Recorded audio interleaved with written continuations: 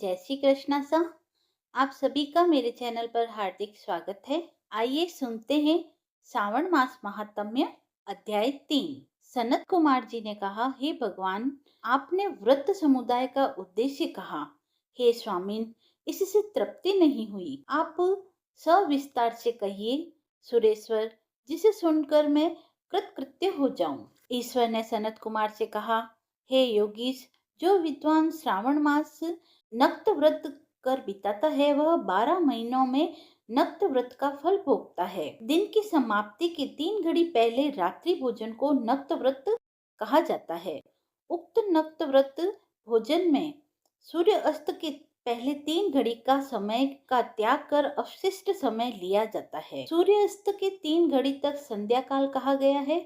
आहार, निद्रा तथा स्वाध्याय इन कार्यों को सायं काल में न करें। गृहस्थ तथा सन्यासी के भेद से नक्त भोजन की 2 प्रकार की अवस्थाएं मुझसे सुनो।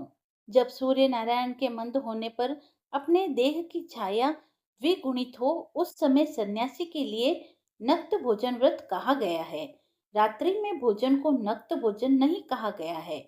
पंडित ने गृहस्थ के लिए नक्षत्र के उदय होने पर रात्रि भोजन को नक्त भोजन व्रत कहा है। सन्यासियों के लिए रात्रि काल में निषिद्ध हो जाने से दिन के अष्टम भाग में भोजन का विधान है। गृहस्थी विधि द्वारा रात्रि में नक्त व्रत करें।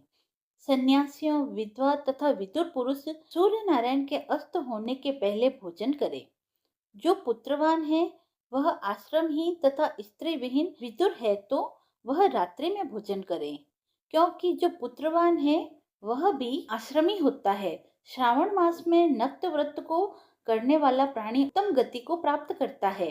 पहले श्रावण मास के आ जाने पर प्रतिपदा तिथि में प्रातःकाल संकल्प करे कि हे श्रावण, मैं 1 महीने तक ब्रह्मचर्य में रहकर प्रतिदिन सुबह स्नान करूंगा, नक्त व्रत, रात्रि शयन तथा प्राणियों पर दया करूंगा। हे देव, यदि इस व्रता आरंभ होने पर वह समाप्ति पूर्व पूर्ति के पूर्व ही मैं मर गया तो हे जगतपते, उस समय आपके प्रसाद से व्रत परिपूर्ण हो। इस प्रकार बुद्धिमान मासा आरंभ में संकल्प कर नक्त व्रत करे। हे मुने, अब उत्तम लक्ष्य पूजा विधि सुनो। लक्ष्मी की इच्छा करने वाला मनुष्य बिल्वपत्र से, शांति की कामना करने वाला दूर्वा से, आयुष की इच्छा वाला चंपा के पुष्पों से भगवान हरि का अर्चन करे। विद्या की इच्छा मल्लिका तथा चमेली पुष्पों से अर्चना करें। तुलसी दल से शिव तथा भगवान विष्णु प्रसन्न होते हैं।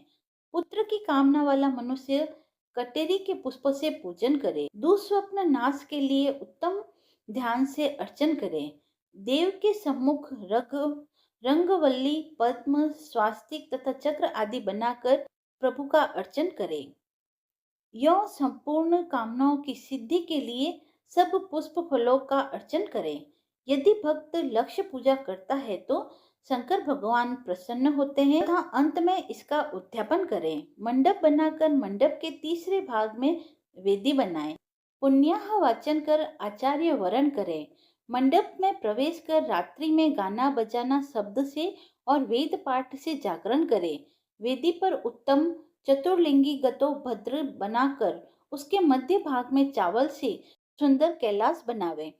उस वेदी की जगह पर खूब चमकीला तांबे का कलश स्थापित कर उसमें पंच पल्लव तथा सूक्ष्म वस्त्र भी रखें। उस पर पार्वती पति की स्वर्ण मूर्ति या प्रतिमा को पंचामृत स्नान पूर्वक स्थापित कर अर्चन करें। नैवेद्य युक्त धूप, दीप, गीत, वाद्य, शिव सहस्त्र नाम से हवन करें।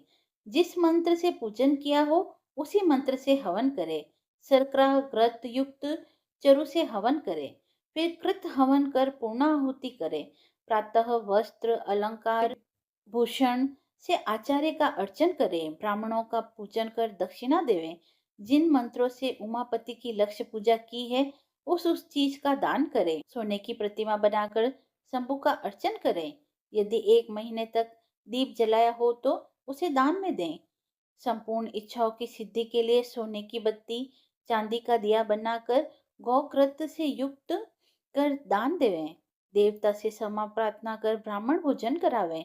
हे मुने, यो जो मेरा अर्चन करता है, मैं उस पर प्रसन्न हो जाता हूँ। यदि श्रावण मास में ये कार्य किए जाए तो अनंत फल को देने वाले होते हैं। इस महीने में जो मौन व्रत ग्रहण करता है वह श्रेष्ठ वक्ता हो जाता है। जो वह मौन व्रत दिन रात या दिन में हो या भोजन के समय का हो। यदि कोई मौन व्रत में घंटा तथा पुस्तक दान करे तो वह सब शास्त्रों की जानकारी रखने वाला हो जाता है। वेद और वेदांग पर परागामी हो जाता है। बुद्धि में बृहस्पति के तुल्य हो जाता है। मौन व्रत करने वाले जीव का किसी से कलह नहीं होता, क्योंकि मौन व्रत उत्तम है। तीसरा अध्याय समाप्त हुआ। यदि आपको वीडियो पसंद आया हो तो आप मेरे चैनल को लाइक, शेयर एंड सब्सक्राइब करें। धन्यवाद।